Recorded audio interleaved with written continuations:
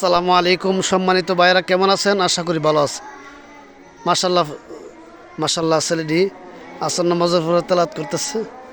এই একটি ছেলেকে আমি ইনশাআল্লাহ একটি দোয়ার কথা জিজ্ঞাসা করব। আসসালামু আলাইকুম।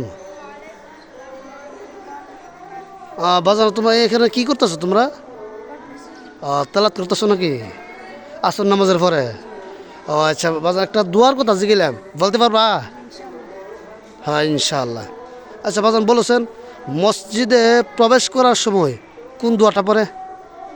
আল্লাহুম্মা ইফতাহ লি আবওয়াবা রাহমাতিক।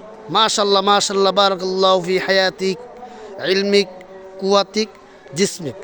সম্মানিত ভাইয়েরা, আপনারা সকলেই দোয়া করবেন আল্লাহ যেন এই ছেলেটিকে দিনের লাইনে কবুল করে এবং সে হাফিজি হেফসখানায় পড়তেছে।